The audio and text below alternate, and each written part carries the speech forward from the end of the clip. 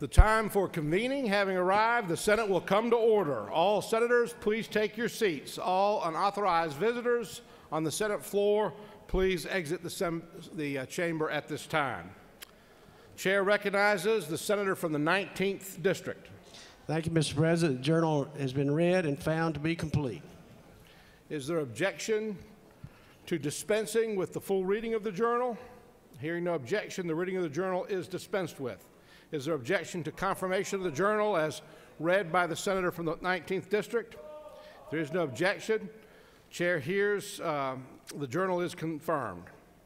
All senators who have bills or resolutions to introduce, bring them to the Secretary's desk at this time. First reading of legislation and reference of Senate bills and resolutions.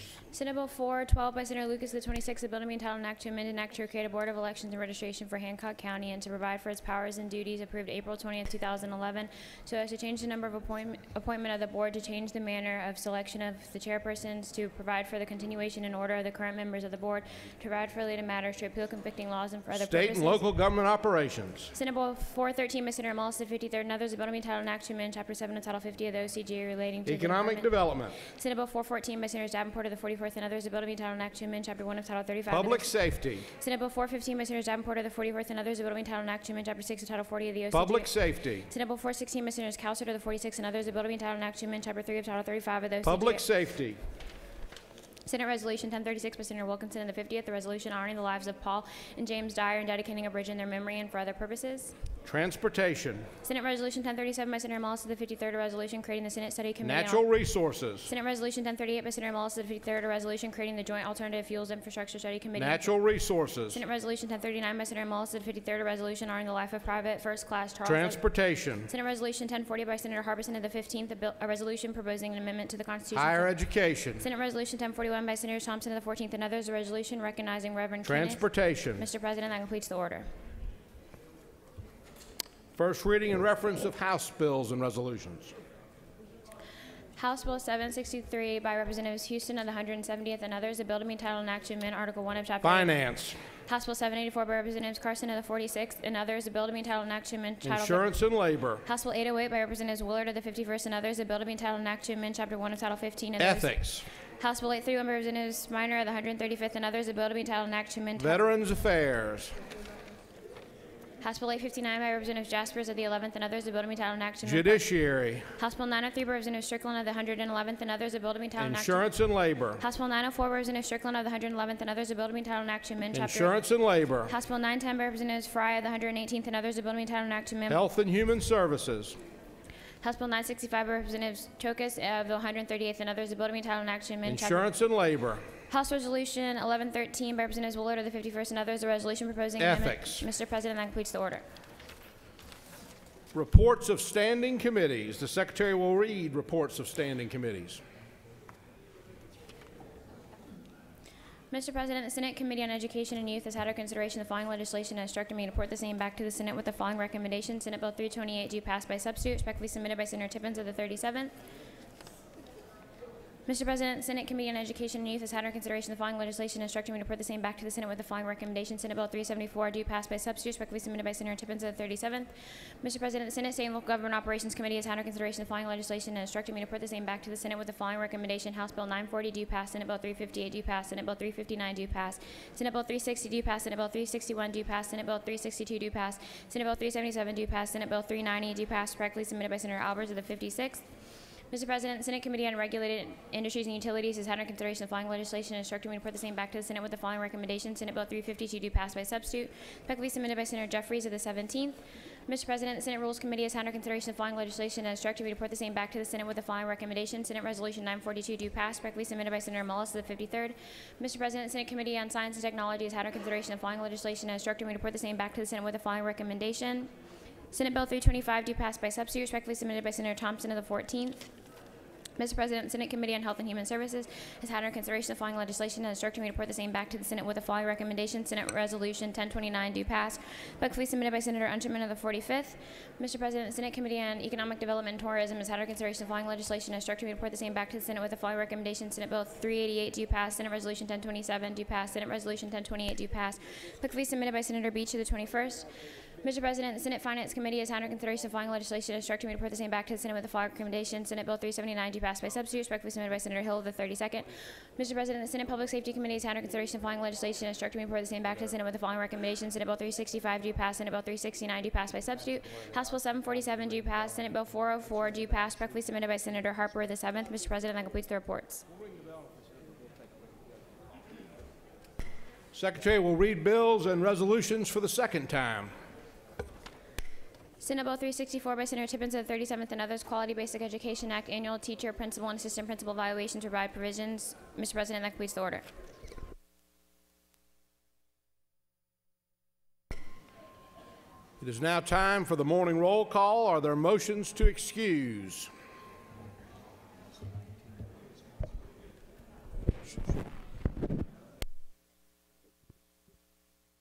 Senator from the 19th District is recognized. Mr. President, I move unanimous consent to suspend the roll call due to folks not being in the chamber.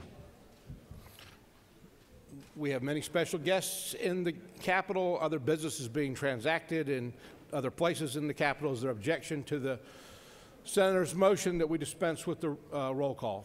Hearing no objection, the roll call shall be dispensed with.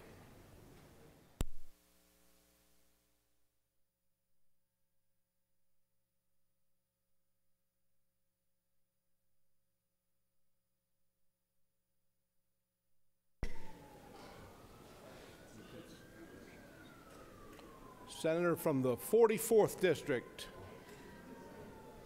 Would the Senator from the 44th District approach?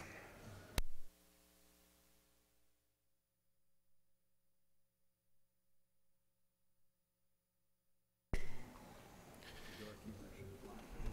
is now time for our morning devotional. The doorkeepers will secure the doors.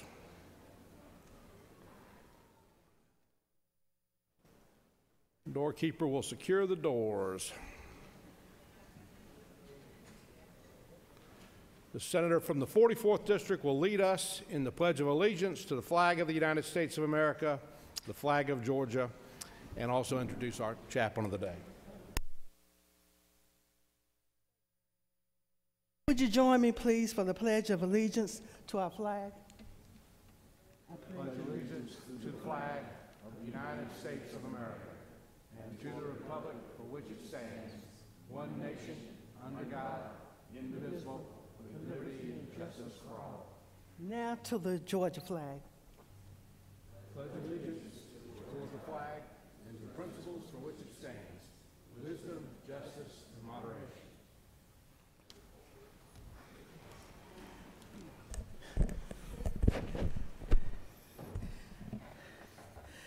Good morning, colleagues. I am so honored to introduce our chaplain up for today, Reverend Dr. Edward Wheeler. He is certainly a visionary leader, an ordained minister of the gospel, a great theologian, and a biblical scholar. He is the new president of the Interdenominational Theological Center, a consortium of 6 predominantly African-American denominational Christian seminaries located right here in Atlanta, Georgia, over at the Atlanta University Center Complex, where they are operating together as a professional graduate school of theology. I have known Dr. Wheeler since his days at Morehouse College, where he was a Merrill Scholar and graduated with his Bachelor of Arts degree. He earned his Master of Divinity degree, magna cum laude, from Colgate Rochester Divinity School. He holds the PhD degree in Historical Theology from Emory University. He has been honored with several honorary doctorate degrees from leading colleges in Indiana and from the Christian Theological Seminary and Payne Theological Seminary in Ohio. His career spans a long time, from when he was dean of the Morehouse School of Religion to the faculty of the United Theological Seminary in Dayton, Ohio, and then to the dean of the chapel and professor of religion and society at Tuskegee University, and then to the presidency of the Christian Theological Seminary in Indianapolis, Indiana, now at ITC. He is the author of numerous articles, book reviews, and books. Over the past 2 decades, Dr. Wheeler has served on several civic and professional boards, including the Committee on Leadership Development of the Indianapolis Chamber of Commerce, the Greater Indianapolis Progress Committee, Office of the Mayor, and the 100 Black Men in Indianapolis. Dr. Wheeler is married to my good friend, Ms. Mary Susan Wheeler, and they have 3 beautiful daughters and 3 grandchildren. His credentials are impressive. But the thing I can say about Dr. Wheeler, that he always comes to bless and to uplift, and we are so honored to have him today. Next month, he will be inaugurated as the 10th president of the Interdenominational Theological Center. Again, colleagues, it's my honor to present our chaplain of the day, the Reverend Dr. Edward Wheeler.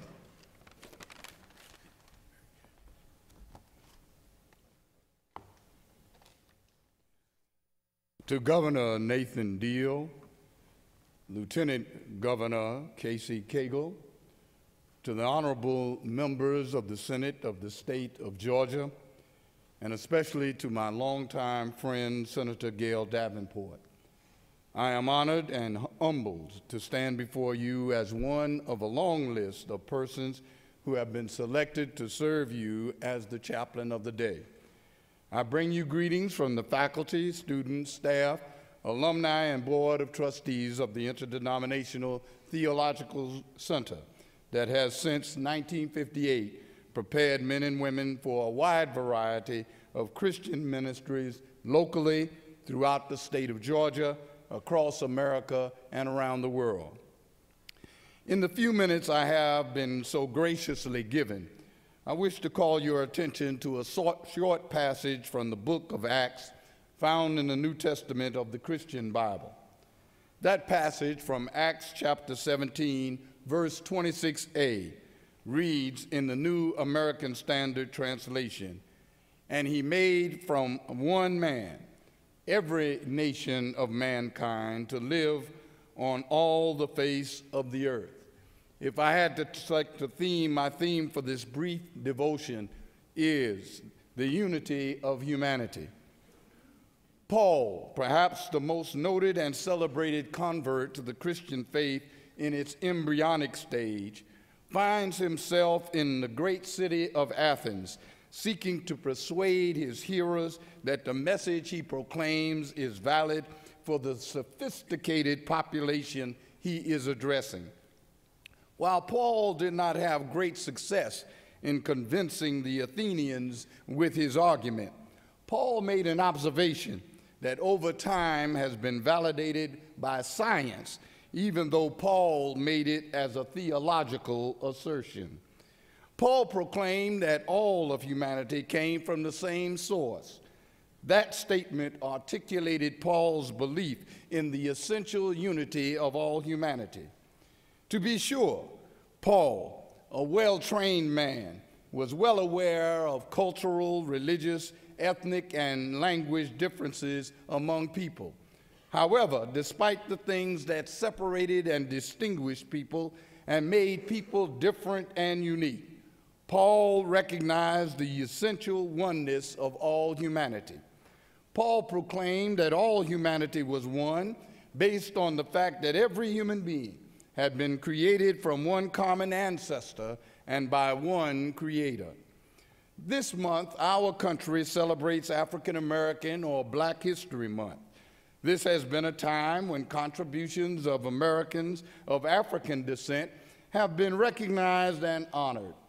Such recognition has been necessary because the history books have all too often overlooked those contributions. However, as important as it is to recognize those contributions, it is essential that those contributions be seen as part of a rich American story that has been written by one of the most diverse populations imaginable. Our American story has been written and is being written by people from all over the world who believe in the American democratic ideal that all men are created equal. The differences and distinctions that we sometimes see as impediments are in truth the strength of our nation and our great state, because Paul's proclamation to the Athenians is true. Beyond all that tends to separate us, we are bound together by our Creator, who made from one man every nation of mankind to live on all the face of the earth. This Senate has the marvelous opportunity and the moral obligation to use its legitimate authority to recognize, honor, protect, and challenge our citizens to recognize the unity of our humanity. May the work of this great body always affirm that immutable truth. Let us pray. Most gracious and loving Creator, we who have been created by your gracious and loving Spirit call you by many names and seek you in many ways. On this day, we celebrate our unity as human beings and pray that you will lead, guide, protect, and encourage those who have been elected to serve the people of the state of Georgia. May they be blessed with the wisdom to make wise and noble decisions that enhance the quality of life for all Georgians. May the debates in the Senate always be respectful of the dignity of the office and mindful of the humanity of fellow senators, even when divisive issues are debated. We ask for your forgiveness for those times when we have failed to live up to our highest ideals, and we pray that the members of this hallowed chamber may never forget the unity of humanity or the special responsibility entrusted to them to care for the least, the marginalized, the vulnerable, and the overlooked in their decision making. We pray this prayer in thanksgiving for your love and in gratitude for the peace that comes from your abiding presence. Amen and Ashe. That's wonderful, Pastor. I'm going to talk to you for 1 second, though. The Senate will stand at ease while the members of the body thank our chaplain of the day.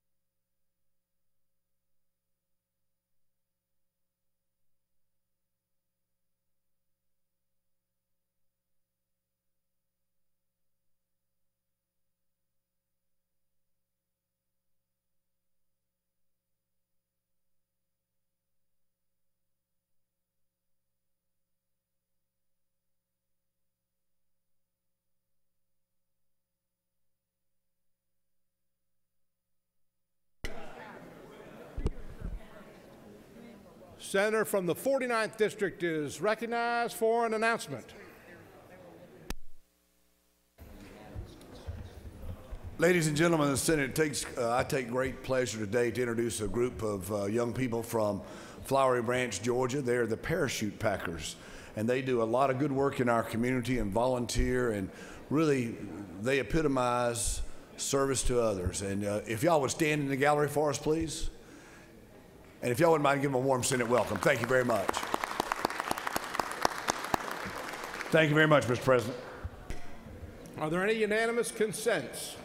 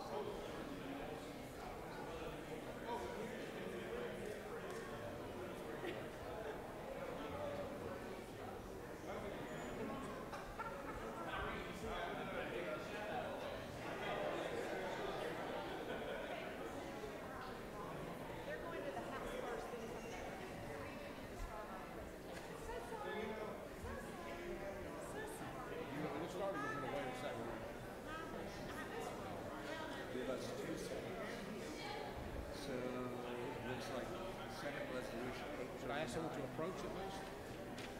Senate Resolution 839. Which district number to approach? 45th. She's, they're getting her. Oh, okay. Let's see her face. Is Renee the 45th?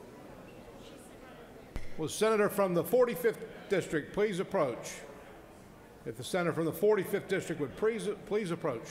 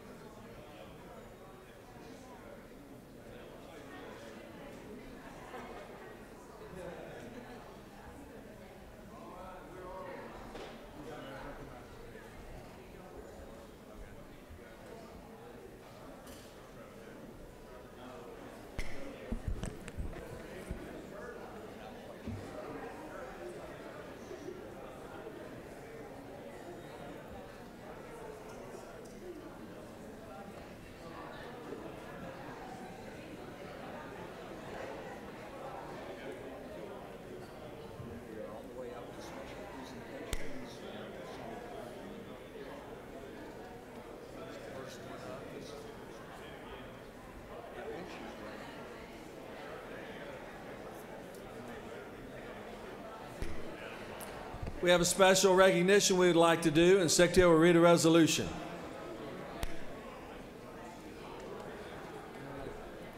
Senate Resolution 839 by Senator Unterman of the 45th, a resolution commending the epidemiology section of the Georgia Department of Public Health and recognizing March 24, 2016 as World Tuberculosis Day and for other purposes. Whereas in 2014, 335 new cases of active tuberculosis disease were reported in Georgia, making it the state with the 5th highest number of newly reported tuberculosis cases in 2014.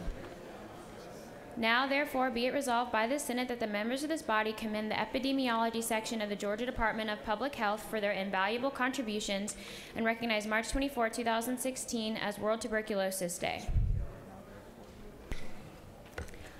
Now, therefore, be it resolved by the Senate that the members of this body commend the Juvenile Diabetes Research Fund, Omnipod, Medtronic, and Dexcom for their contributions to improving the quality of life of those living with type 1 diabetes in Georgia and across the United States, and recognize February 23rd, 2016 as Type 1 Diabetes Day at the state capitol. Mr. President, that completes the order. Is there objection to adoption of the resolutions? The chair is none. The resolutions are adopted. It's my honor now to call upon the distinguished senator from the 45th to recognize our very special guest. Thank you, ladies and gentlemen of the Senate and the members that we have in the gallery. We have a lot of young people in the gallery. We're glad to have them today. This is kind of a combination today of resolutions honoring two different groups. One of them is the very first time that we've ever done acknowledgement and raising awareness, and on your desk you have a little jar of M&Ms in honor of Juvenile Diabetes Day. And as you know, type 1 diabetes is very significant and prominent in the state of Georgia. Approximately 8,000 children in Georgia suffer from type 1 diabetes. And it's really not suffering, it's learning to live with it and growing old with it so that they become an adult. Approximately 500 children annually are diagnosed in the state of Georgia.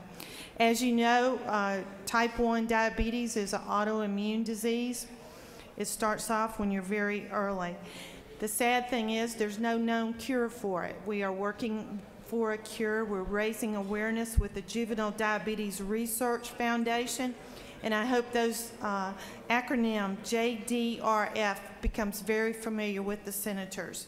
We're also today honoring the Department of Public Health and their work on their significant work in working on tuberculosis. As you know, we had a very significant case at the Pine Street shelter right down the street from here where tuberculosis was traced all the way back from California to the city of Atlanta. And unfortunately, we have one of the highest incidences of tuberculosis in the nation. We are honoring them today because of their significant work in helping people with tuberculosis. Unfortunately, 8.3 people in the state of Georgia per 100,000 people have tuberculosis.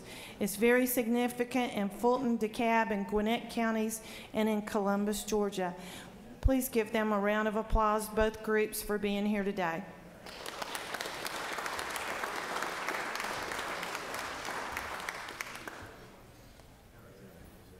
No, that's it.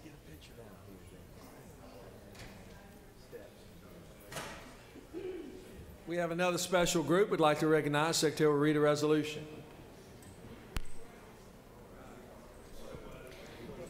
Senate Resolution 887 by Senators Wilkinson of the 50th, Harper of the 7th, Black of the 8th, and Burke of the 11th. The resolution commending the future farmers of America and recognizing February 21st through the 28th, 2016 as National Future Farmers of America Week and February 23rd, 2016 as Future Farmers of America Day at the state capitol and for other purposes. Whereas the mission of the Future Farmers of America is to make a positive difference in the lives of students by amplifying their potential for premier leadership, personal growth, and career success. And whereas the Future Farmers of America motto, learning to do, doing to learn, earning to live, living to serve, gives direction of purpose to students who take on an active role in succeeding in agricultural education. Now, therefore, be it resolved by the Senate that the members of this body commend the Future Farmers of America for their contribution to the welfare of this state and nation and recognize February 21st through the 28th, 2016 as National Future Farmers of America Week and February 23rd, 2016 as Future Farmers of America Day at the state capitol. Mr. President, that completes the order. Is there objection to adoption of the resolution? The chair is none. The resolution is adopted. To speak to the resolution and recognize FFA Day, and it's always a great honor to have our future farmers present with us in the Senate, and no better person to speak on the resolution and recognize our special guest than the chair of the Agricultural Committee, the senator from Toccoa. Thank you, Mr. President. Members of the Senate, those of you that know me well at all know this is a very special day for me, FFA Day at the Capitol, and I'm glad that I have these outstanding young leaders standing behind me, and in just a moment we're going to get to hear from the state president of the organization for a little update. I know that we have, I know a lot of you here in the chamber have FFA members here today, and we have some in the gallery. Those of you in the gallery, please stand and give us an opportunity to recognize you.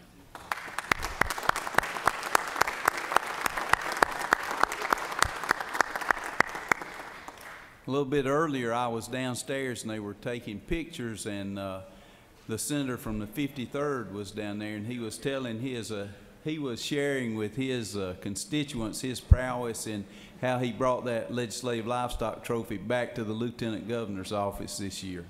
Without further ado, I want to introduce, we've got half the state officer team here today. So I'm pleased to present Kristen Flowers from Brantley County. Kristen, if you'd raise your hand. Mary Caitlin Wheeler from East Lawrence High School.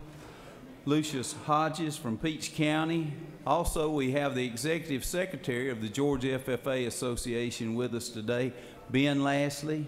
I told him I was going to call on him to speak, but I won't. So at this time, it's a real honor and pleasure for me to call on one of my constituents, the state FFA president, Avery Duncan from the Franklin County FFA chapter, to make comments on behalf of the state FFA Association.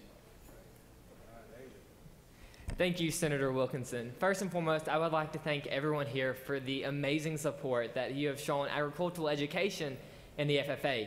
This morning at the legislative breakfast, Representative McCall was talking about the livestock showdown and about how without the FFA members, none of the that he's done would have been possible.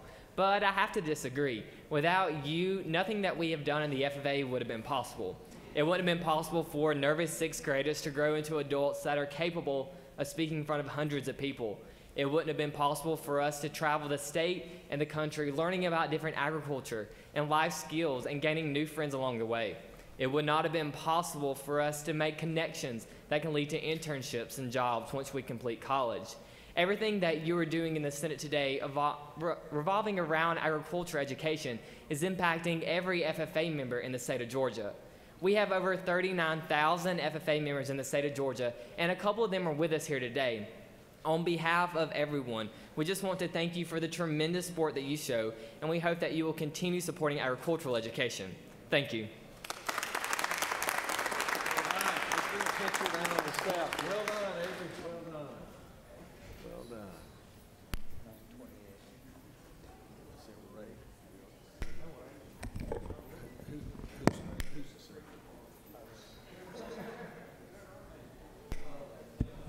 We'd like to recognize another special group, and the Secretary will read a resolution.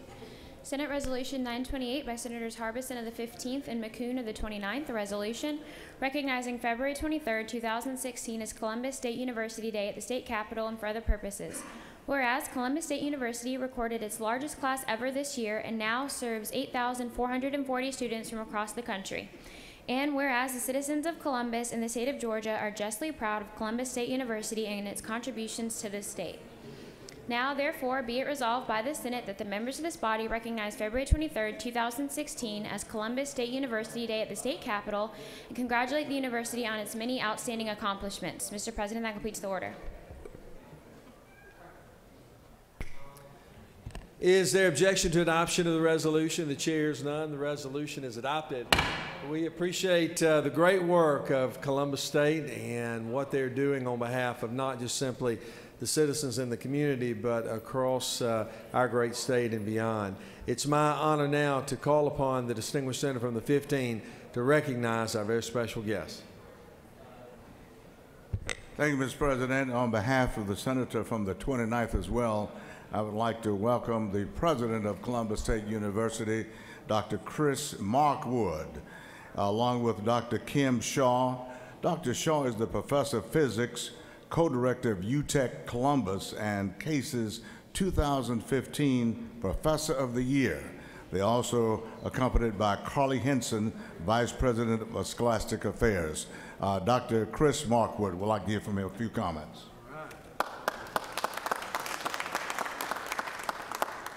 Well, thank you. And thank you to each of you for your service to the Senate, and to the people of the great state of Georgia. It is indeed an honor to be here today as Columbus State University celebrates its day at the Capitol. Please stop by our display today to meet some of our students, staff, and faculty, and you will see why more and more people are making Columbus State their first choice. This year we achieved a record enrollment. We enroll students from every single one of your districts. We have nationally ranked academic programs. We lead the state in public-private partnerships. We have the Case Professor of the Year for Georgia on our faculty, and our institution has an economic impact of almost $250 million on this state. Your support has been critical to our growth and success. Thank you for that, and thank you for allowing us the time today.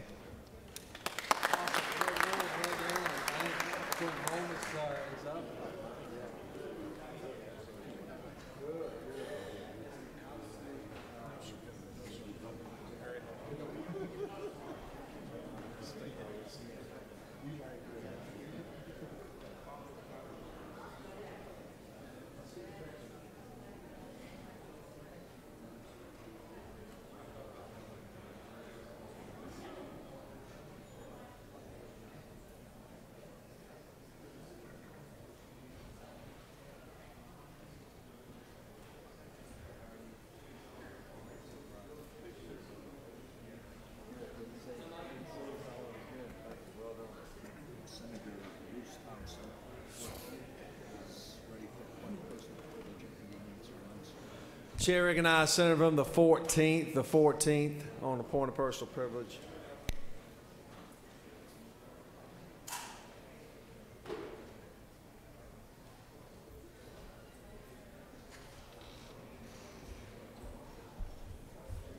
Thank you, Mr. President and members of the Senate. It's always an honor when we have constituents come down and visit us here at the Capitol. Today I'm honored to have Dr. Flint and his wife here in the back corner. They're with us, and they've brought a special treat. You see, they're hosting a young lady from Germany that is attending Reinhardt University. So, Anna, would you mind standing real quick? And we'd just like to say welcome to America, welcome to Georgia, the best place in the country to do business. Thank you, Mr. President. I yield the well.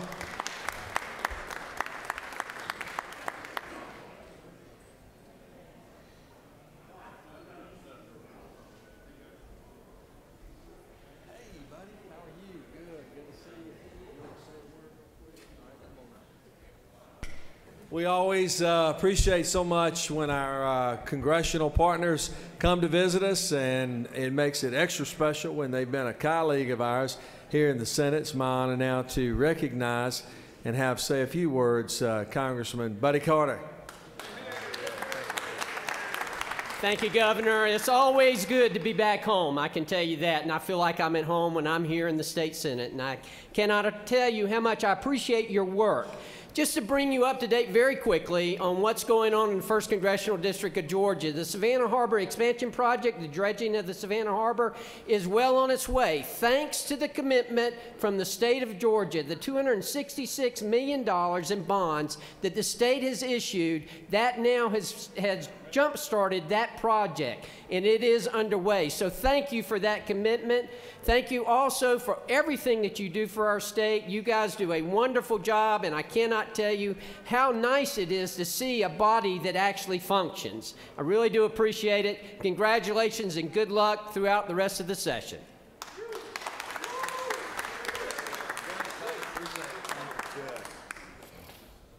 Chair recognizes Senator from the 29th on a point of personal privilege. Please give the Senator your attention.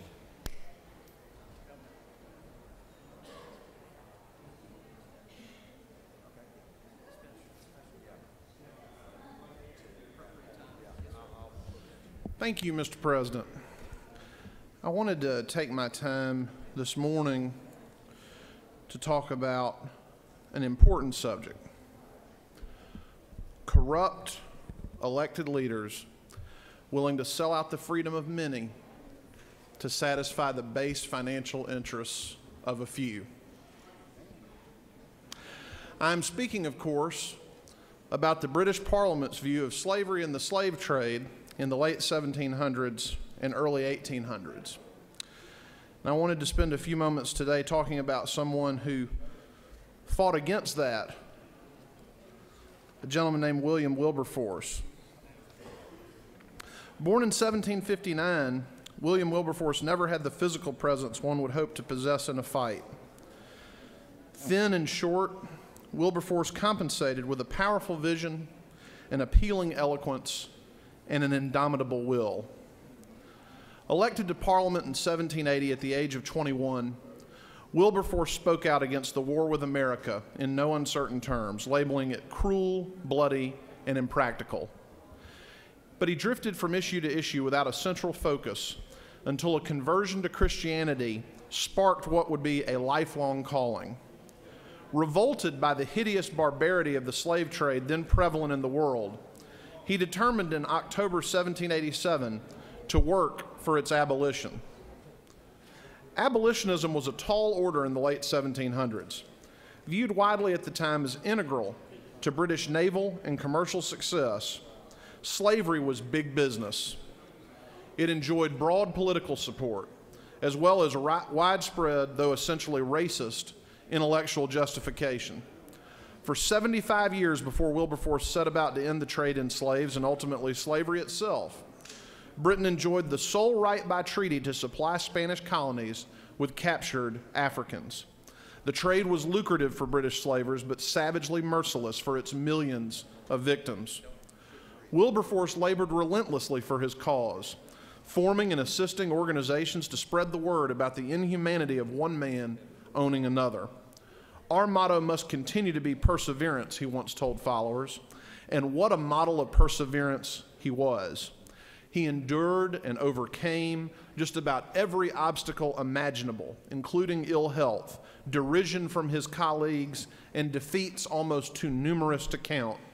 He rose in the House of Commons to give his first abolition speech in 1789, not knowing that it would take another 18 years before the slave trade would be ended by law. Every year he would introduce an abolition measure, and every year it would go nowhere. At least once, some of his own allies deserted him because the opposition gave them free tickets to attend the theater during a crucial vote. The war with France that began in the 1790s often put the slavery issue on the back burner. A bloody slave rebellion in the Caribbean seemed to give ammunition to the other side. Wilberforce was often ridiculed and condemned as a traitorous rabble-rouser. He had reason to fear for his life. Once in 1805, after yet another defeat in Parliament, Wilberforce was advised by a clerk of the Commons to give up the fight. He replied with the air of undying optimism that had come to characterize his stance on the issue, quote, "I do expect to carry it." Indeed, what once seemed to be an impossible dream became reality on February 23, 1807. Abolition of the slave trade won Parliament's overwhelming approval. Biographer David J. Vaughan reports that as the Attorney General, Sir Samuel Romilly, stood and praised the perseverance of Wilberforce, the House rose to its feet and broke out in cheers. Wilberforce was so overcome with emotion that he sat head in hand, tears streaming down his face. Boswell's shrimp had become a whale. The trade in slaves was officially over, but ending slavery itself remained the ultimate prize. To bring it about, Wilberforce worked for another 26 years, even after he left behind nearly a quarter century of service in Parliament in 1825. The great day finally came on July 26, 1833, when Britain enacted a peaceful emancipation and became the world's first major nation to unshackle an entire race within its jurisdiction. Hailed as the hero who made it possible, Wilberforce died 3 days later. The lessons of Wilberforce's life reduced to this: a worthy goal should always inspire. Don't let any setback slow you up. Maintain an optimism worthy of the goal itself, and do all within your character and power to rally others to the cause. How on earth could men and women of good conscience ever do otherwise? These are the words of Lawrence Reed, president of the Foundation for Economic Education. I would encourage you to remember today that brave political act on February 23, 1807, the abolition of the slave trade in the House of Commons. Thank you, Mr. President. I yield the well.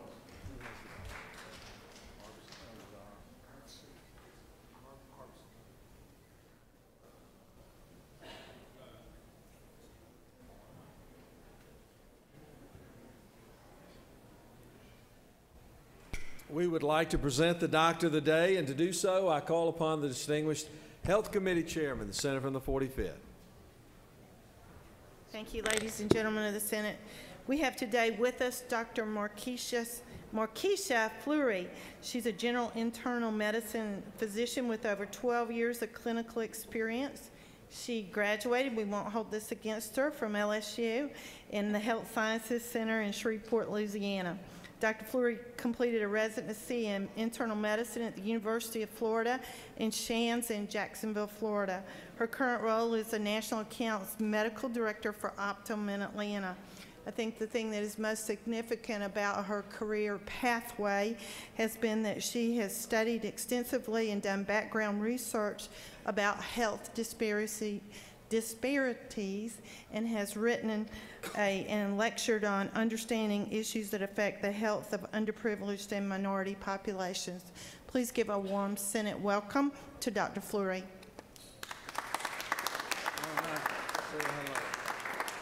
Hi, I'm just glad to be here. It's a privilege and an honor to serve you guys who've spent so much time providing service to us, and I thank you for all your time and dedication and hard work, and keep it going. All right, very well, good job. Secretary will read a resolution. Senate Resolution 919 by Senators Hill of the 6th, Gooch of the 51st, Mullis of the 53rd, Dugan of the 30th, Huffstetler of the 52nd, and others, a resolution recognizing and commending the Georgia Public Policy Foundation for its 25th year of continued service and work in researching and analyzing state public policy issues to educate citizens and enhance economic opportunity and for other purposes. Whereas the Georgia Public Policy Foundation maintains a state-focused, independent, nonpartisan, and market-oriented approach to improve the lives of Georgians. And whereas the Georgia Public Policy Foundation works with policy on education, the environment, criminal justice, government reform, health care, legal reform, regulation. Now, therefore, be it resolved by the Senate that the members of this body recognize and commend the Georgia Public Policy Foundation for its continued service and public policy for the betterment of Georgia over the past 25 years and express their most sincere gratitude for its efforts. Mr. President, that completes the order. Is there objection to adoption of the resolution? The chair is none. The resolution is adopted. We appreciate so much the great work that the Georgia Public Policy Foundation does on behalf of the citizens of our great state. And to recognize a special group, I call upon the somewhat distinguished senator from the 6th. Thank you, Mr. President. It is my privilege to get to honor today my friends, the members of the Georgia Public Policy Foundation, who have been helping us for 25 years in the state of Georgia come up with good policies. As you all know, we are part-time legislators, and we need help. We need a lot of help. Just kidding. But they do help us come up with great policies, and you know, from the aspect of coming up with free market ideas, they are second to none. They were founded 25 years ago by Hank McCamish, who is no longer with us, but has been celebrated recently for the great life he led. And then Rogers Wade and Griff Coyle took the mantle of leadership and continue to help legislators make great policies for Georgia. And now it's under the able leadership of Kelly McCutcheon and Benita Dodd, who are behind me.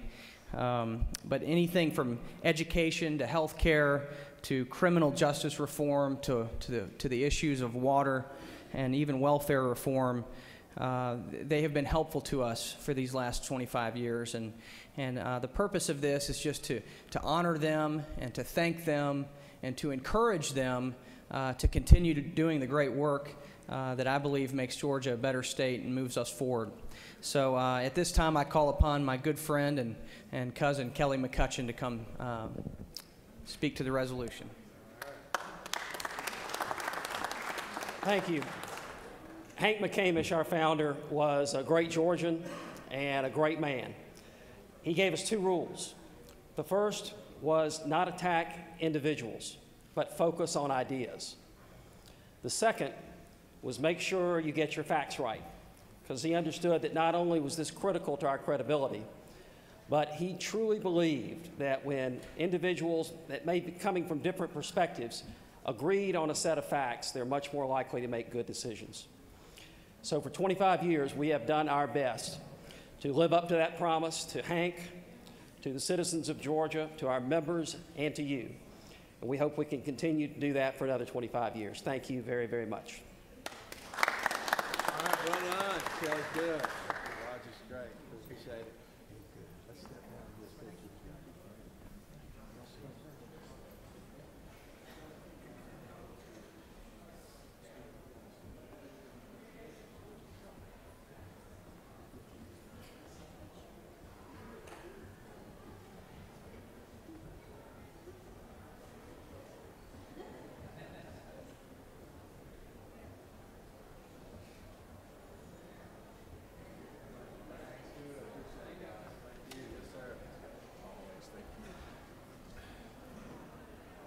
Chair recognizes Senator from the 39th on a point of personal privilege, 39th.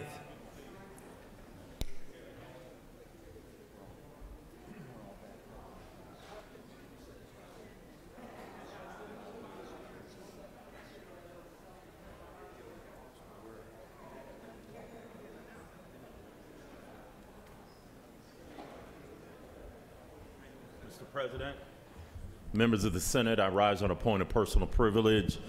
A couple of weeks ago, I came down to this microphone and made reference to Shakespeare and the proposition that how the bill on MARTA was moving forward without the consultation of we members of the Fulton County delegation, certain members of the Fulton County delegation. I said it was like doing Othello without Othello. And someone teased me and said, why not Hamlet without Hamlet? Well, the common thread between Hamlet and Othello is what? That it's a tragedy. It is a tragedy. And I dare say that how we are continue to proceed on the MARTA bill that, from what I understand, will be coming to the floor this week, I would dare say that it is a tragedy by virtue of the fact that some people are being left out and let down. For those of you who remember the 2012 transportation T-Splost, particularly my friends from DeKalb County, I made common calls with many people from DeKalb County to say that if DeKalb County was not treated right, and particularly South DeKalb was not treated right, then the T-Splost ought not to move forward. I, on many occasions, made common calls and went to rallies and went to meetings and press conferences with people from DeKalb saying that unless South DeKalb got its fair share, unless South DeKalb got a hard rail, not buses, but hard rail, it shouldn't go forward. I made common calls with my friends from DeKalb, with the DeKalb NAACP, etc. Now we are faced with a transportation bill coming to us this week, and Southwest Atlanta is not being given due consideration. I have tried to get a briefing with MARTA. Lately, our schedule on Friday prevented that. But Southwest Atlanta deserves due consideration from MARTA and from this General Assembly. If, in fact, DeKalb, Fulton, and the expansion of it is an economic generator of $8 billion, then Southwest Atlanta needs to be part of that expansion. So as the bill comes forward, and I appreciate the chair of the Transportation Committee briefing me in short form yesterday on some issues, and I will take those issues into consideration. But I hope this tragedy turns into a comedy, into a pleasant play where everyone is given due consideration. Otherwise, I would hate to have to come to the well and organize in the community on this issue and raise those issues. And because what happens here at the state capitol is important, but what happens in the churches, in those church basements and neighborhood associations and in fraternities and sororities as we just talk to our constituents, that's really what I relish. That's really what I like. I mean, I love the presence of being with all of you, my 55 friends, but I really look to the 179,000 people that I represent as the greatest inspiration as to what I do. So let's turn a tragedy into a pleasant comedy that we can all rejoice in. Thank you, Mr. President. Members of the Senate, I yield the well. Thank you, Senator. Are there any unanimous consents? You already done that. Secretary will read a couple special resolutions. Senate Resolution 1031 by Senator Miller of the 49th and others, a resolution honoring and celebrating the life and memory of Miss Diana Marie Schneider Sinde and for other purposes.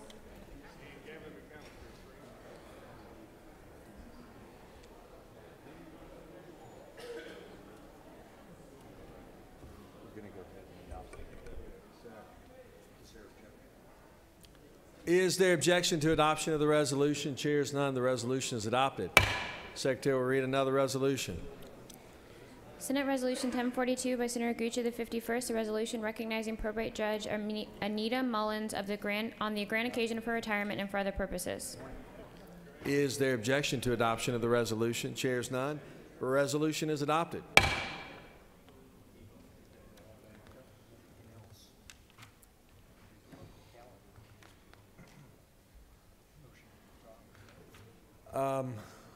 Senator from the 6th, are there any motions to withdraw and commit? Thank you, Mr. President. I ask for unanimous consent that Senate Bill 391 be withdrawn from the Committee on Judiciary Non-Civil and be committed to the Committee on Special Judiciary. Both committee chairs are in agreement? Yes, sir. Read the caption.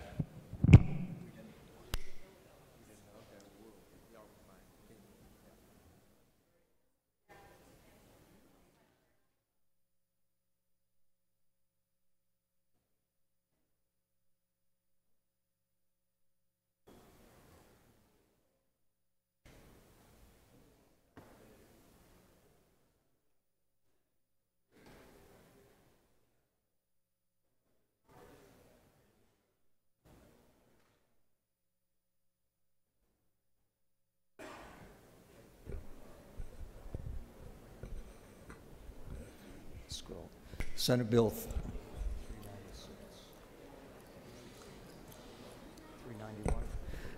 391 by Senator Hills, Harbison, and Miller of the 40th. A bill to be entitled an act to amend Title 45 of the Georgia Code annotated relating to public officers and employees so as to change certain provisions of the Fair Employment Practices Act of 1978 and for other purposes.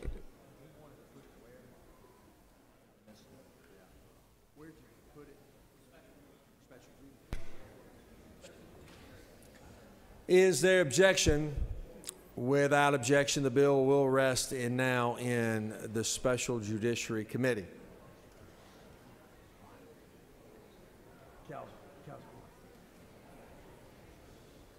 It is always a great honor when we can welcome many of our candidates running to be our President of the United States. Today, we are very, very honored to have Governor John Kasich with us, and one of his co-chairs, I assume, here in Georgia, our majority leader of this body, Senator from the 46th, and it's my honor to turn the podium over to him to introduce our very special guest. Thank you, Mr. President. Ladies and gentlemen, it's our honor today to have one of our presidential candidates, and being the fiscally conservative state that we are, this is the gentleman who was the last budget chair. The last time the United States budget was balanced back in 1998, we actually ran a surplus for 2 or 3 years. We're honored to have him in the state of Georgia campaigning this week, so I present to you Governor John Kasich. Thank you, Leader. Thank you. Thank you very much. Well, listen, I just had an opportunity to speak over in the House, which was great, and I guess much of what I said to them I'd like to say to you. I have to tell you, I cut my teeth in politics. I started running for the Ohio Senate, State Senate. I guess I was about 24 and a half, and started taking it seriously at 25. I was completely unknown and really looked just like a kid, and ran a grassroots campaign. It was really pretty remarkable, and defeated an incumbent that year. And so at the age of 26, I took a seat in the Ohio Senate. And, you know, it was an incredible experience. I told them that my first committee meeting, I think I had been elected for about a week, and I went to a Commerce and Labor meeting, complicated labor law, and we had a guy, a Republican, very, very smart man, esteemed lawyer, and he offered an amendment. It was controlled by the Democrats at the time, so he offered an amendment, and there were two others of us on that committee, a man more senior to me, of course, because I'd been there a week, and myself. And so my colleague offers the amendment, and the chairman of the committee said, "Is there a second?" Well, I had no idea what the amendment was, so I seconded. It was too complicated. And the guy more senior to me, he didn't second it either. So the chairman, out of courtesy, says, "Well, let me try one more time. Is there a second?" And I don't say a word, and this more senior guy doesn't say a word. And the committee chairman says, "Well, the amendment dies for lack of a second. Committee adjourned." And this man turns to me. He's red-faced. He said, "Why didn't you second my amendment?" I said, "Well, I didn't understand the amendment." He said, "Kid, let me teach you now. You need to learn to fly by the seat of your pants." And from that day forward, I've been doing it. And I love my time in the legislature, and I believe in the power of the legislature. And but I will also tell you that I grew up in a little town outside of Pittsburgh. It was a blue-collar town, all Democrat. My father carried mail on his back. His father was a coal miner. He died of black lung and was losing his eyesight as he got older. The family really struggled. My mother's mother came from Yugoslavia. She could barely speak English. And the town I grew up in, if the wind blew the wrong way, people found themselves out of work. And I knew from hanging around playing ball with my buddies that we could tell when the family's economics got better, and we could also tell when the family's economics went south. And so most of my lifetime, I've understood that my role as a public official is to try to do the things that I can do to create an environment where job creators will either create job and current businesses will expand jobs. Because without job growth, you have nothing. And when you do have job growth, as you have in your great state, families are stronger, the kids obviously do better, the communities are stronger, the state's stronger, and we all feel better. So most of my lifetime, my work, whether it's balancing a federal budget, whether it's cutting taxes, or whether it's restraining the growth of government, are all done not to worship at the foot of a balanced budget, but rather to create certainty so that people could understand that it would be safe for them to invest. So I've always believed in common sense regulations, not over-regulating, because that kills small businesses, and those are the ones who provide most of the jobs for Americans. 2 is you have to cut taxes for individuals and business. And 3, you have to have a common sense fiscal plan, and no matter how much people yell, you got to stick to it, because the overall purpose is to create certainty so job creators can do what they do best, and that is to create jobs. So I did it in Washington as the chairman of the Budget Committee. Made quite a few enemies. It's not easy to balance a budget when you're in Washington. We did balance it 4 years in a row. We paid down $500 billion of the national debt. And when I left Washington, we had a $5 trillion projected surplus with jobs increasing and with wages increasing. It had worked. Of course, the politicians frittered away the $5 trillion surplus that could have been used to fix the Social Security system, but that was then. I left for 10 years and ran for governor and inherited a mess as governor. Our 20% of our operating budget was in the hole. We had $8 billion in the hole. We had lost 350,000 jobs. Our credit was ready to be downgraded. And in a relatively short period of time, today we stand at a growth of 400,000 private sector jobs. We've gone from the $8 billion hole to a $2 billion surplus. We've cut taxes by $5 billion, including no income taxes on small business, and we killed the death tax. And of course, after we killed the death tax, we're working on killing death. We haven't made a lot of progress on that one yet. But the formula worked. And now we've seen significant growth and significant improvement. And as president, the #1 purpose of a president and a cabinet is to foster an environment of job creation. So within the first 100 days, we'd have common sense regulations. I'd freeze all federal regulations for 1 year, except for health and safety. #2, I would cut the taxes on individuals and businesses to a realistic level. Going to, a realistic level, Mr. Chairman. And we would, at some point, engage in tax reform, which is the hardest thing to do, I think, in politics.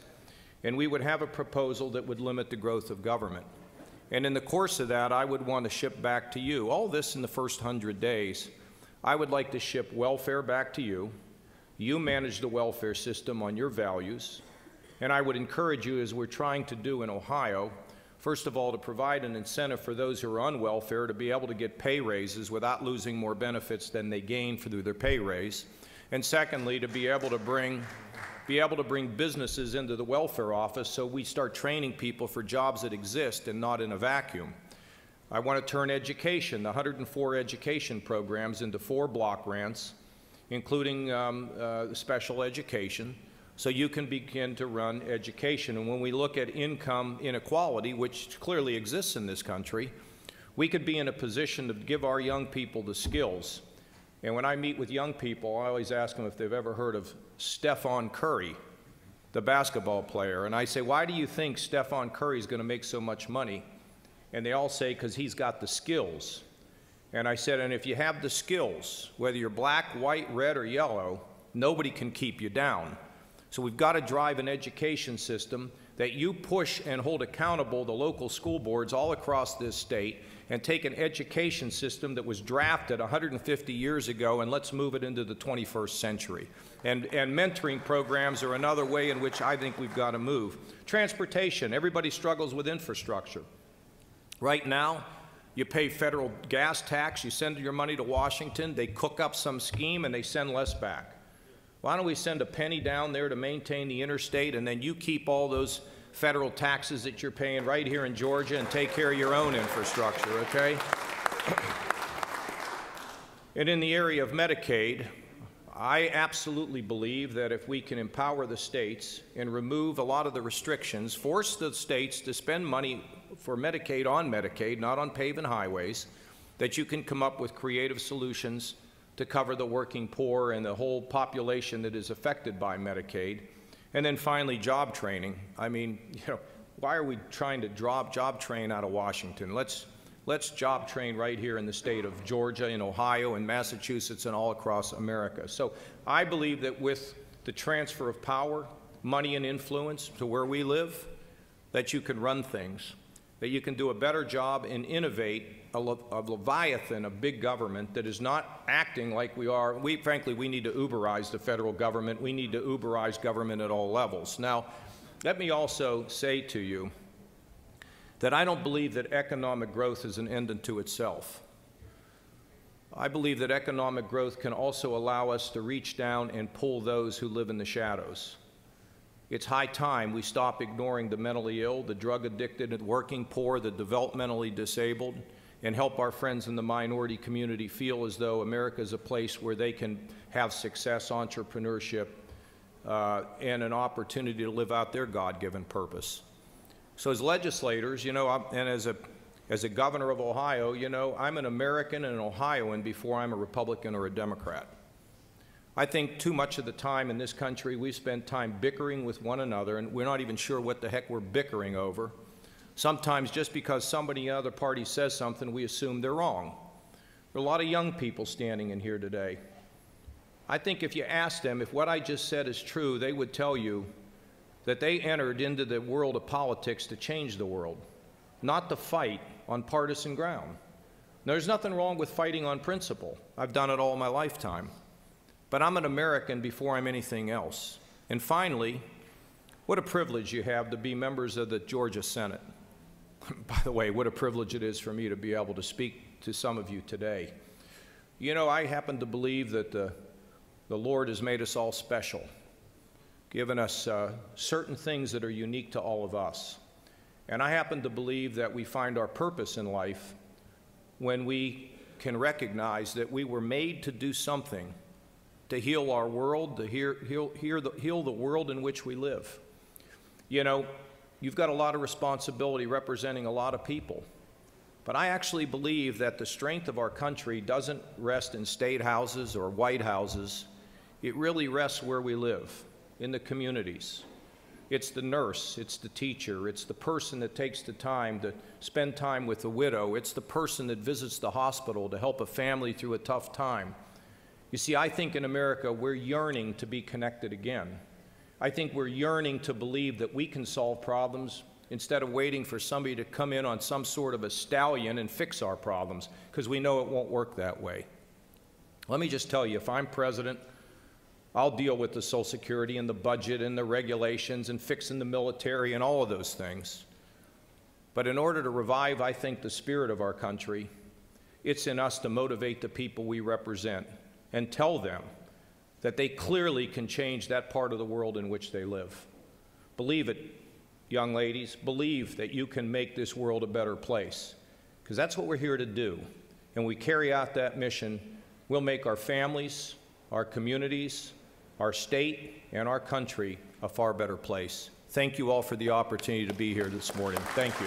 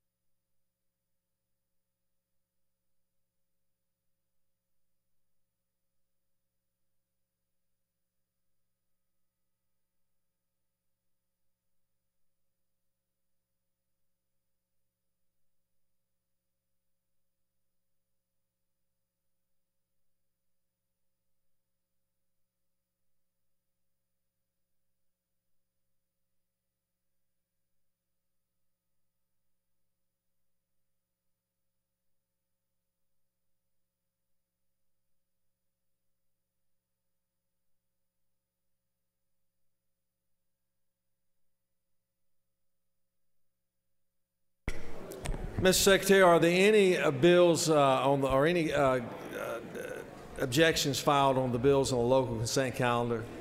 Mr. President, there are no objections filed in the Secretary's office. Is there objection to agreeing to Porter Committee on the State and Local Governmental Operations, which Farrell passed the bill? All those in favor of the local consent calendar will vote aye. Those opposed, no. Secretary will unlock the machine.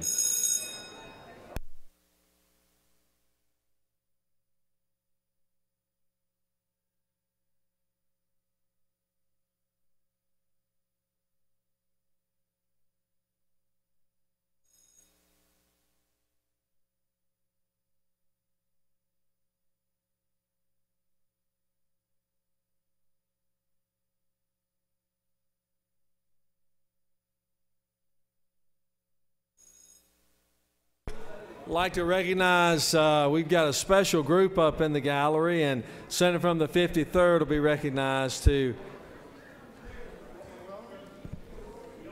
I'd like to say that we got a great group from Chattooga County. It's our leadership from the Chattooga Chamber of Commerce. Would they please stand rise, and let's give them a good Senate welcome to our Capitol. We have Jason Winters, the Soule County Commissioner, with us too. Thank you. Are your buttons misfunctioning? Yours just voted no, Senator from 29th. Is that? Will it not vote? We don't appear to have the consent calendar on our desks. Oh. Move to reconsider.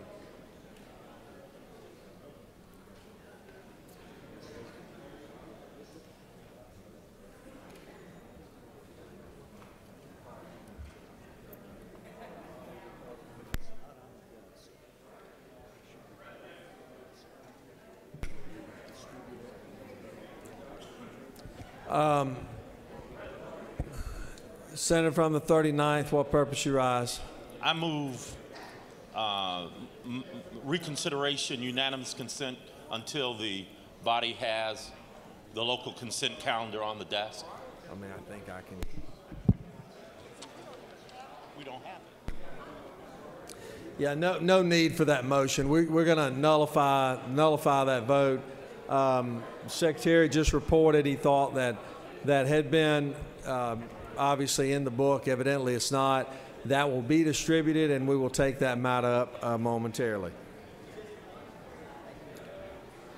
All right, we have another special group recognition.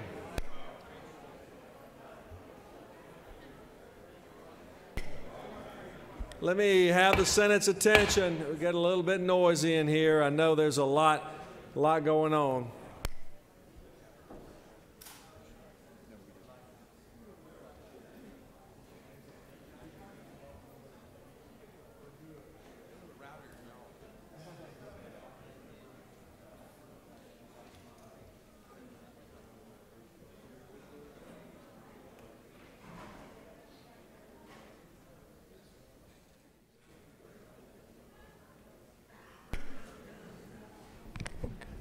Well, we have a lot of really important guests that have joined us in the Senate today, and we are certainly honored to have all of them.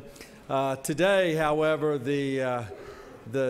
we're extremely honored to have Georgia football head coach Kirby Smart that is with us. I think the Dog Nation has got more reason to be excited now than ever before, with not only an individual that is homegrown, but played football at the University of Georgia, an individual that has great experience in national championships and is now going to be obviously leading Georgia also in its quest for national championships going forward as well, finally. So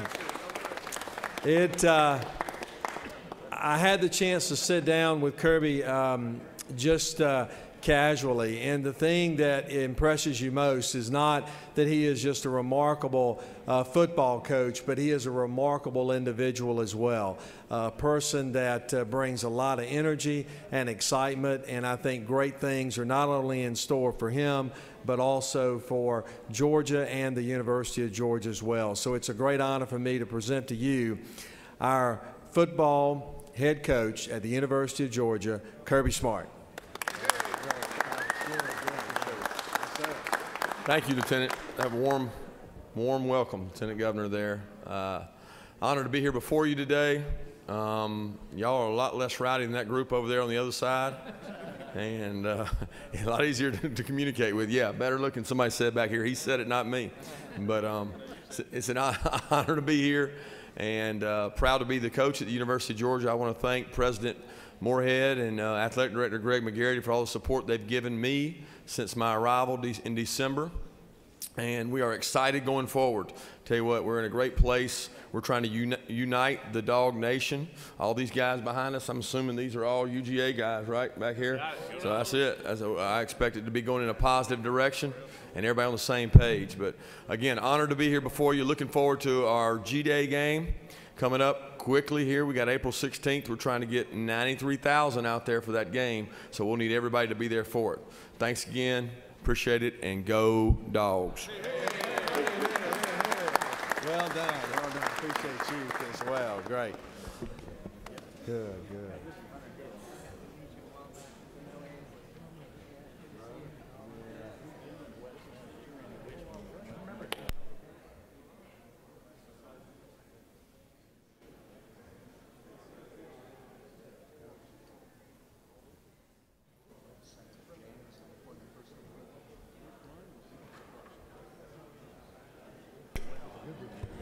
Moving on to the general calendar, Secretary will read Senate Bill 323.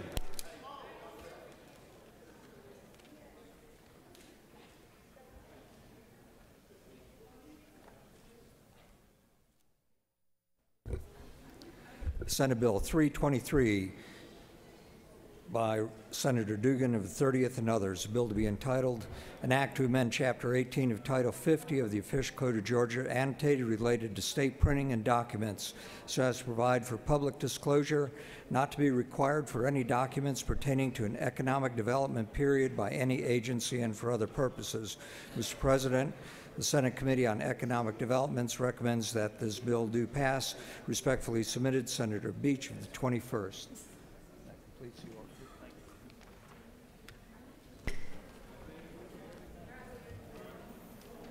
Chair recognizes Senator from the 30th to present the bill.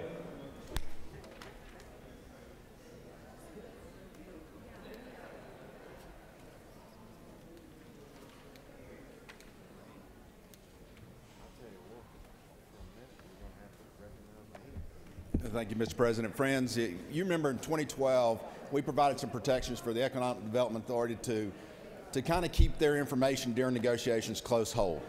It still applies to them today. It's been a great benefit to the state and becoming the best state in the nation in which to do business.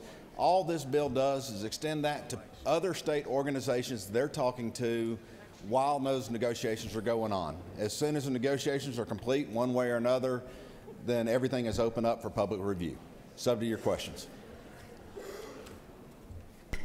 Senator from 35th, your light's on. You wish to ask a question?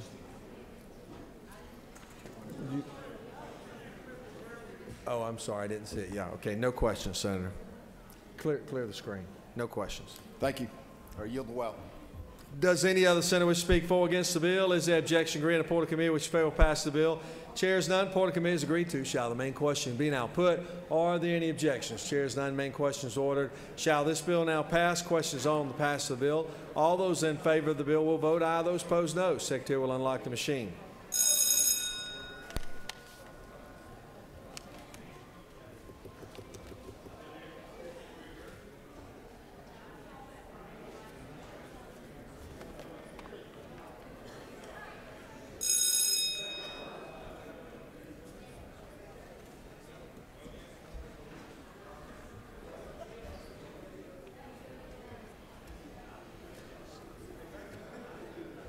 This is Williams of the 27th. It's an amendment.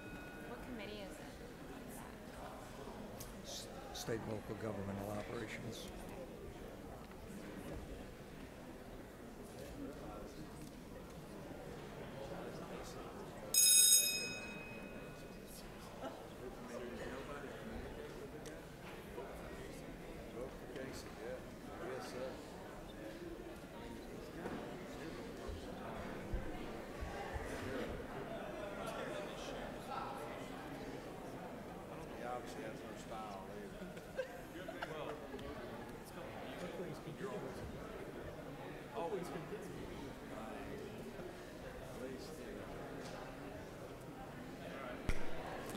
On the pass of the bill, the yeas are 47 and the nays are 4. This bill, MC Rex Constitution majority, is therefore adopted.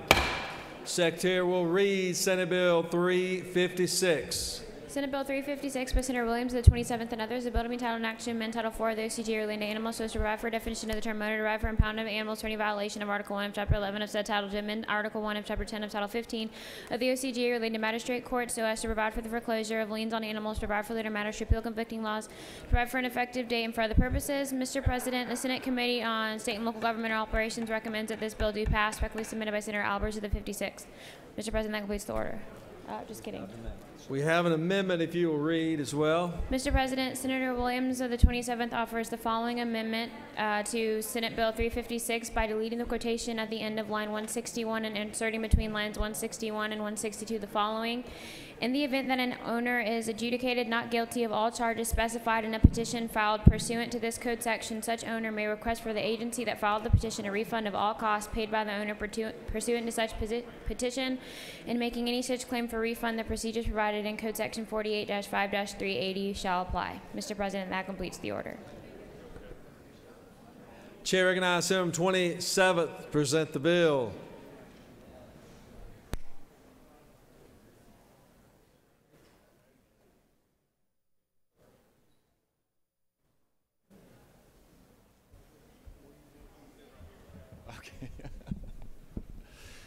Thank you, Mr. President, members of the Senate. I present to you SB 356, which puts the cost of caring for animals in cruelty cases where it belongs, with the persons responsible.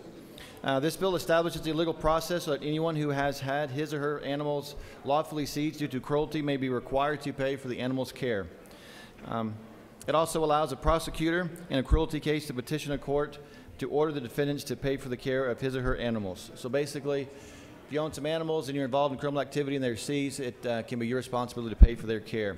The amendment just allows that if your animals are impounded and you're found guilty, or I'm sorry, found innocent, not guilty of the charges, then your funds are returned to you. So if there's not any questions, Mr. President, I yield the well. There are no questions, Senator. Thank you.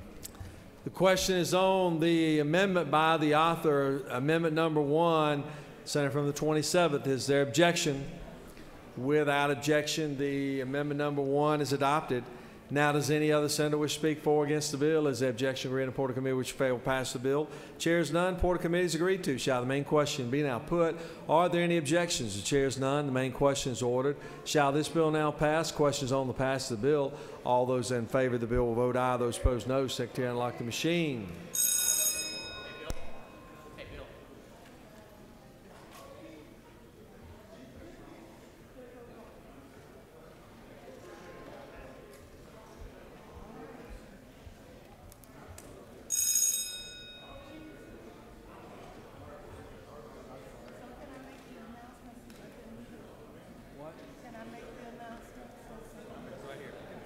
Chair.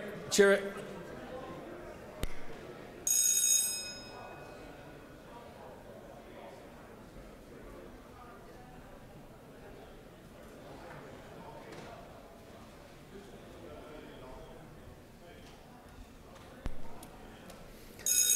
recognizes Senator from the 35th for an announcement. The Senate will give the Senator your attention.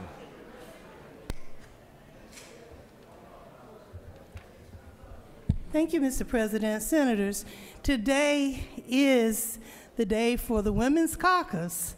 We will be meeting at lunchtime and have lunch. And yes, the male senators are welcome. We'll be in room 514 of the Coverdale Legislative Office Building. Also today,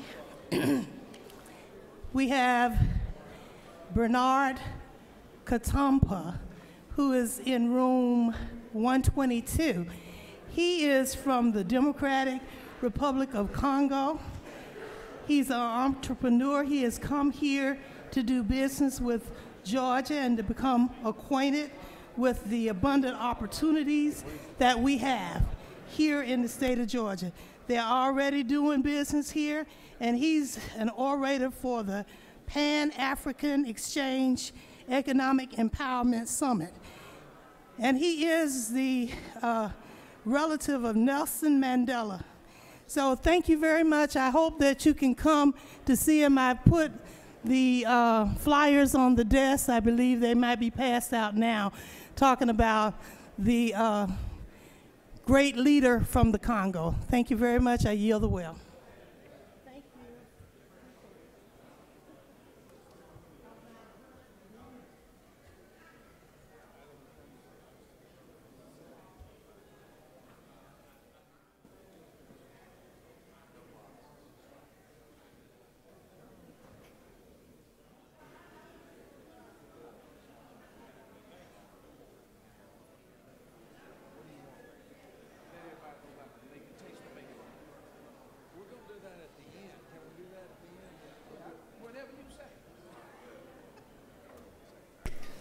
On the passage of the bill, the yeas are 50 and the nays are 3. And this bill, MC Rex Constitutional majority, is therefore adopted. Secretary Reed, SR 954. Senate Resolution 954 by Senator Jeffries of the 17th and others, a resolution authorizing the granting of non-exclusive easements for the construction, operation, and maintenance of facilities, utilities, roads, and egress in, on, over, under, across, or through property owned by the state of Georgia and the counties of Bartow, Bullock, Carroll, Chatham, Columbia, Coweta, DeKalb, Emmanuel, Gordon, Henry, Marion, Murray, Paulding, Sumter, Ware, Whitfield, to provide for effective date, to repeal conflicting laws and for other purposes. Mr. President, the Senate Committee on State Institutions and Property recommends that this bill do pass, respectfully submitted by Senator Harbison of the 15th. Mr. President, that completes the order.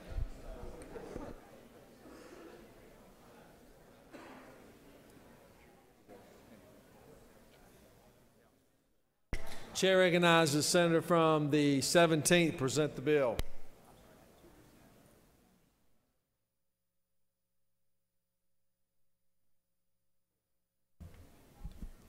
Thank you, Mr. President. This is just a housekeeping bill for the State Properties Commission dealing with the easements in 16 counties. If it affected you and your district, you should have a copy on your seat. And Mr. President, if there aren't any questions, I'll yield the way.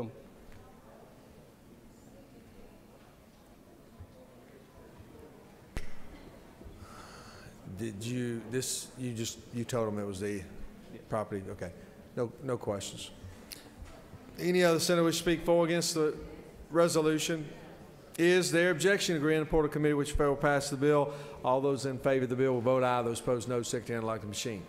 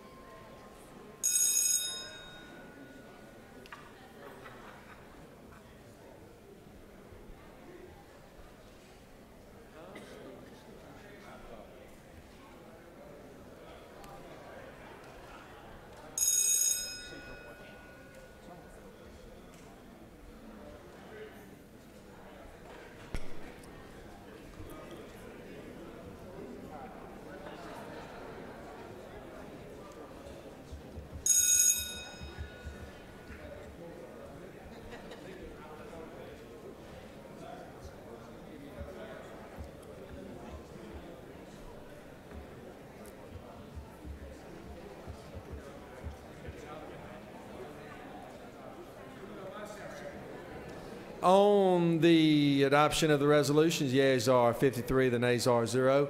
And this resolution, having received Rex Constitutional majority, is therefore adopted. Secretary will read SR 955.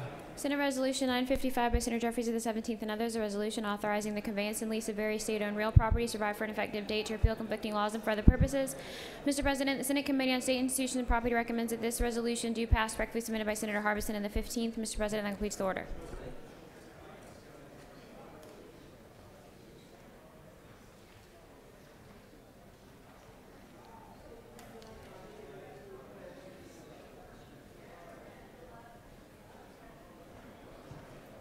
Chair recognizes item 17.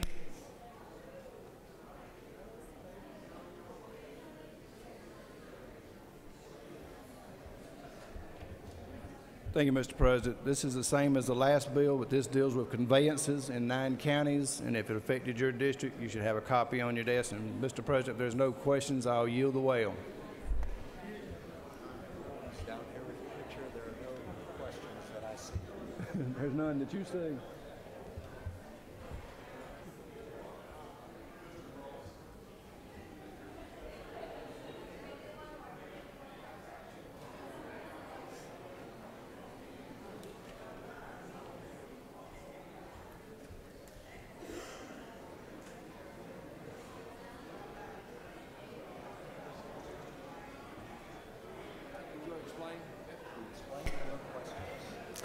Does any other senator wish to speak for or against the resolution? Is there objection? Agreed. Report of committee which fail passes the resolution. The chair is none. Report of committee is agreed to. Shall the main question be now put?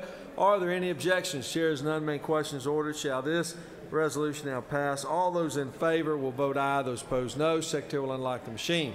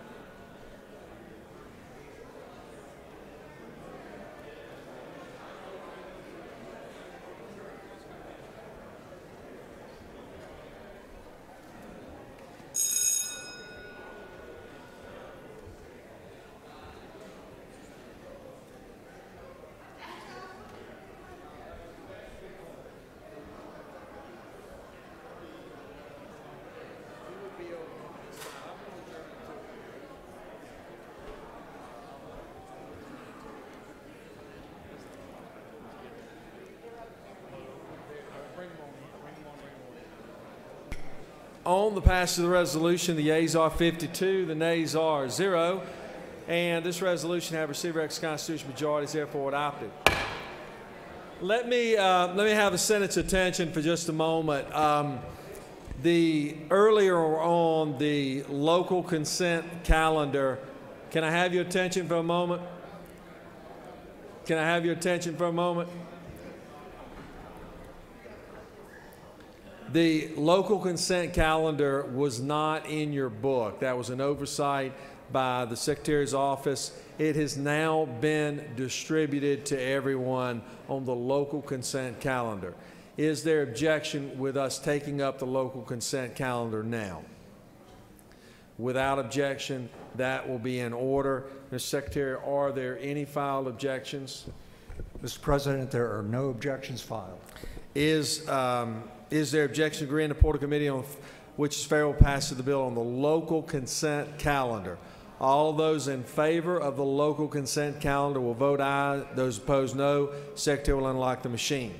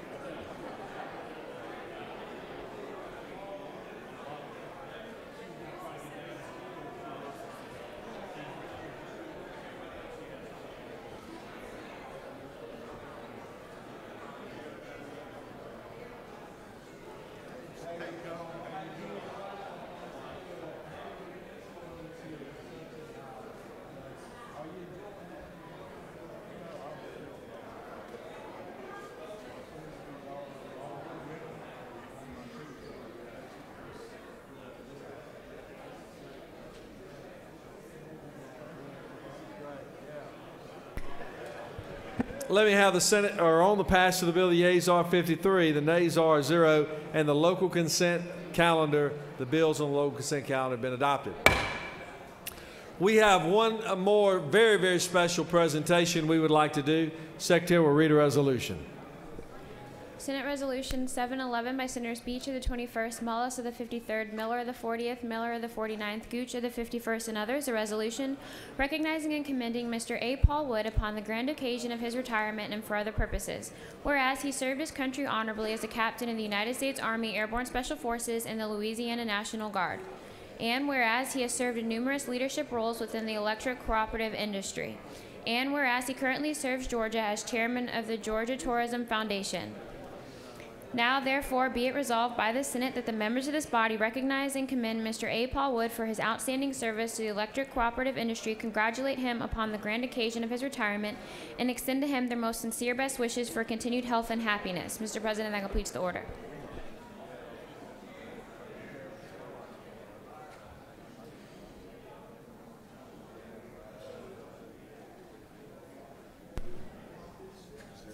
Is there objection to adoption of the resolution? The chair is none. Then the resolution is adopted. You know, it's a day of famous people. We've not only had Governor Kasich present with us today, but we've also had our University of Georgia head football coach, Kirby Smart, and now we've got Paul Wood. And I will tell you, Paul may just be just as important as them all. So, speak to the resolution and recognize our special guests. I call upon distinguished senator from the 21st. Thank you, Mr. President. It is truly an honor today to recognize my friend and a leader here in the state of Georgia, Mr. Paul Wood. Before I continue with some comments, I want to recognize Paul's family members who are here with him today. His lovely wife, Connie, his sons, Jason and Chris, his daughter-in-law, Whitney White, and Paul's granddaughter in the light of his life, Michaela. Please join me in welcoming Paul's family. Fortunately, 18 years ago, Paul left his native state of Louisiana and accepted the chance to be the president and CEO of Georgia EMC. That was great for us to have him come here. I got to confess that I know Paul personally. I've known him since childhood, goes way back. My wife used to babysit these two young men. And we dated in high school. We were high school sweethearts and got married, and they lived right across the street from Paul. And so I've known Paul for a long time, but besides knowing him as a friend, I admire his leadership and his service to the community. For 18 years, Paul has had the full-time job of President and CEO of Georgia EMC, but he's also always answered the call to public service. And when Governor Deal asked him to take on a wide range of duties, Paul is currently chairman of the Georgia Tourism Foundation, a member of the Department of Economic Development Board, the Warm Springs Advisory Committee, and the Go Build Georgia Educational Fund. Y'all may know him because of the Georgia Magazine and his column, It's My View. I read those all the time, and they're very inspiring. He does a great job of promoting optimism. So I just would say that it's really an honor to be here with my good friend, and they're here we're here to recognize his retirement and his commitment to Georgia EMC. So please help me welcome my good friend, Paul Wood.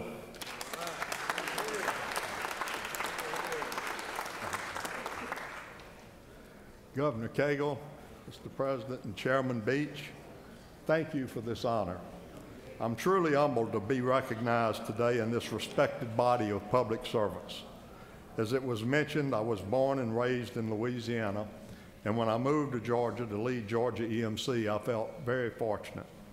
I learned two things very quickly: the great reputation of the 41 EMCs that serve across our state, and second, the passion and concern that Georgia's elected leaders have for this state and its citizens. For the last 18 years, I've represented electric cooperatives in Georgia, which are led by locally elected board members just like you are. It's been my privilege. Every day I've seen the impact that EMCs has made in Georgia on our communities and in the lives of their customers, and it's been the culmination of my career. I could not have asked for better people to work for or to work with. What a reward it has been to call Georgia my home. Several times during my tenure at Georgia EMC, issues have come before the Georgia legislature that would impact EMC members. I'm proud and so appreciative that we've always found a way to work with the members of the Senate to reach the best results for EMC ratepayers. I'm confident that this relationship will continue in the future. Thank you so much for allowing me to say a few words today.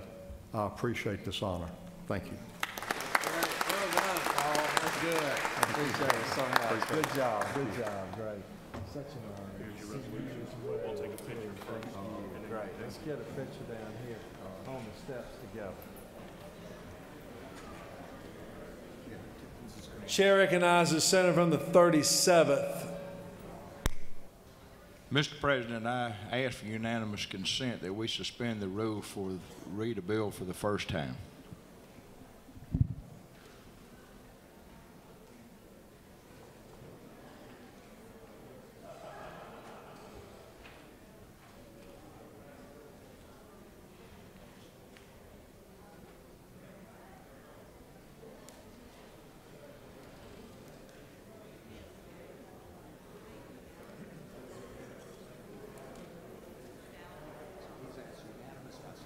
Is there objection?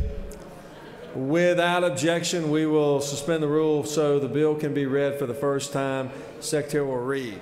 Senate Bill 420 by Senator Tippins of the 37th and others, a bill to be entitled an act to amend Chapter 1 of Title 36 of the OCG relating to general provisions applicable to counties so as to require referendum approval prior to the expenditure of public funds for the establishment of a fixed guideway transit to provide for definition, to provide for submission of the language of the question to qualified voters, to provide for ballot language, to provide for applicability, to provide for related matters, to appeal conflicting laws, and for other purposes. We'll put the bill in transportation. Sign it to transportation.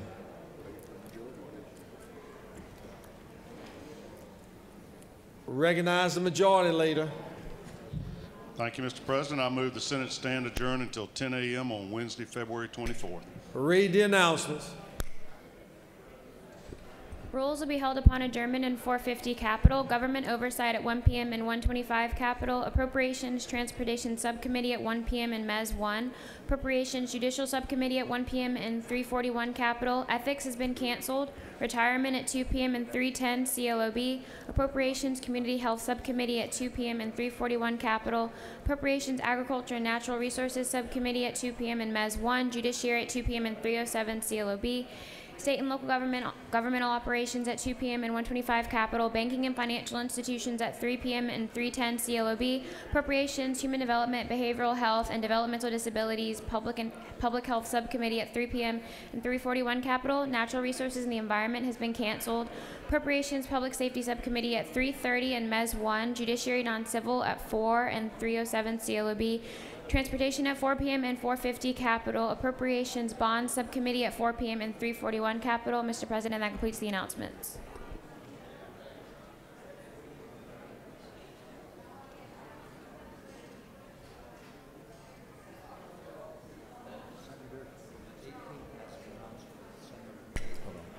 Chair recognizes Senator on the 26th for an announcement.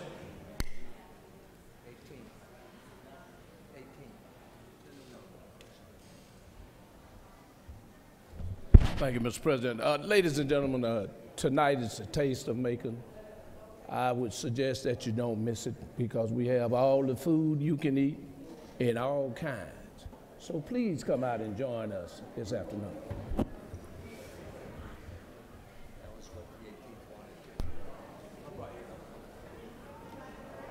Senator from the 18th, I think, was wanting to say the same thing, right? Taste of Macon tonight, right? All right, don't miss it. It'll be a wonderful, wonderful event everyone looks forward to. Chair recognizes Senator from the 32nd. 32nd for an announcement.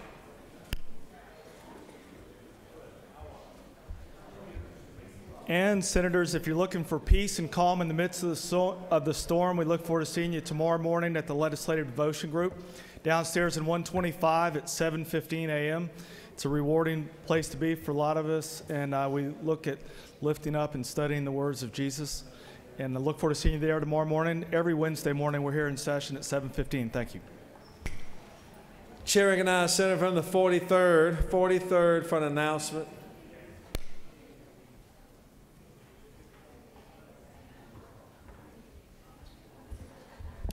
Thank you, Mr. President and Senate colleagues. I come before you today to recognize my friends from District 43 that represent Honor Flight, who are on the floor with us today, and for the great leadership they exhibit.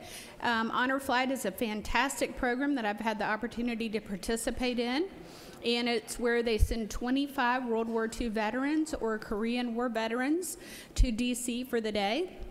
And they have 25 chaperones. Each person has a chaperone that gets to go with them. And they are led by the Freedom Fighters, Patriot Riders, I'm sorry, to the airport. And it's an escort unlike anything I've ever seen. But I just want to acknowledge them today and the hard work they do and honor Flight for recognizing and appreciating our veterans. Thank you, and I yield the well.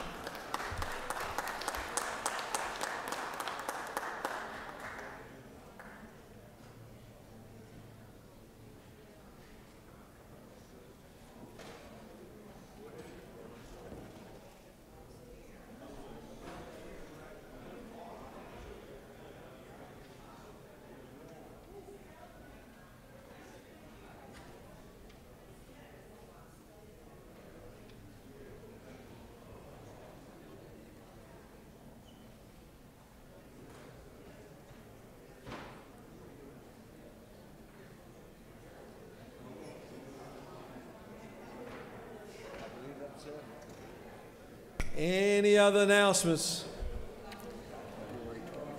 The majority leader has moved that we stand adjourned until tomorrow at 10 a.m. All of those in favor will say aye. All those opposed, no. The ayes clearly have it. We stand adjourned.